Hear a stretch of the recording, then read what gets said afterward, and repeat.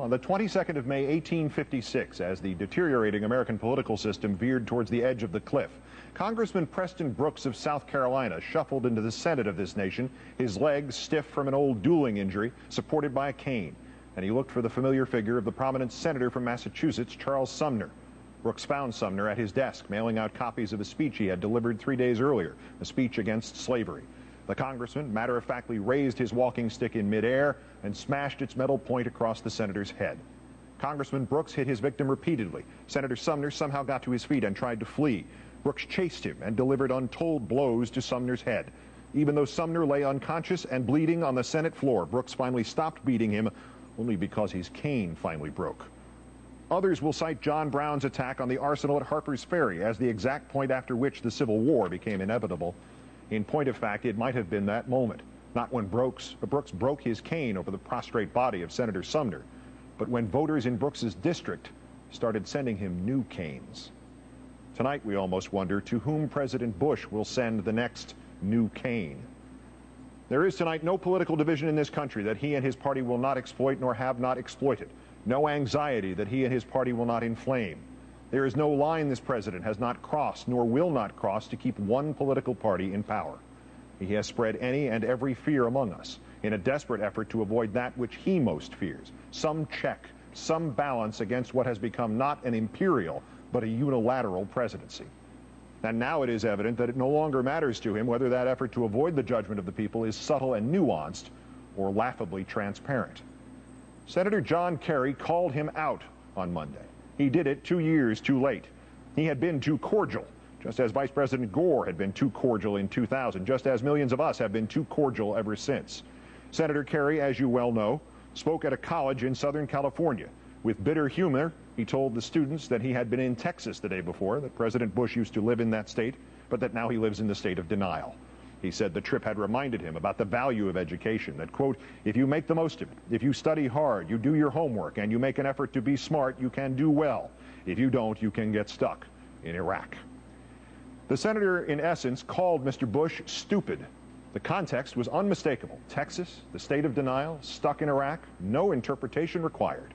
And Mr. Bush and his minions responded by appearing to be too stupid to realize that they had been called stupid. They demanded Kerry apologize to the troops in Iraq, and so he now has. That phrase, appearing to be too stupid, is used deliberately, Mr. Bush, because there are only 3 possibilities here. One, sir, is that you are far more stupid than the worst of your critics has suggested, that you could not follow the construction of a simple sentence, that you could not recognize your own life story when it was deftly summarized, that you could not perceive it was the sad ledger of your presidency that was being recounted. This, of course, compliments you, Mr. Bush, because even those who do not make the most of it, who do not study hard, who do not do their homework, and who do not make an effort to be smart, might still just be stupid but honest. No, the first option, sir, is at best improbable. You are not honest. The second option is that you and those who work for you deliberately twisted what Senator Kerry said to fit your political template, that you decided to take advantage of it to once again pretend that the attacks solely about your own incompetence were in fact attacks on the troops or even on the nation itself. The third possibility is obviously the nightmare scenario, that the first 2 options are in some way conflated, that it is both politically convenient for you and personally satisfying to you to confuse yourself with the country for which, sir, you work. A brief reminder, Mr. Bush, you are not the United States of America. You are merely a politician whose entire legacy will have been a willingness to make anything political, to have, in this case, refused to acknowledge that the insult was not about the troops, and that the insult was not even truly about you either, that the insult, in fact, is you. So now John Kerry has apologized to the troops, apologized for the Republicans' deliberate distortion. So now you, Mr. Bush, will make the apologies you owe our troops, right? This president must apologize to the troops for having suggested 6 weeks ago that the chaos in Iraq, the death and the carnage, the slaughtered Iraqi civilians and the dead American service personnel will to history, quote, look like just a comma. This president must apologize to the troops because the intelligence he claims led us into Iraq proved to be undeniably and irredeemably wrong.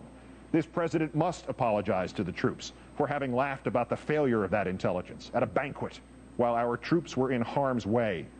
This president must apologize to the troops because the streets of Iraq were not strewn with flowers and its residents did not greet the troops as liberators. This president must apologize to the troops because his administration ran out of plan after barely 2 months.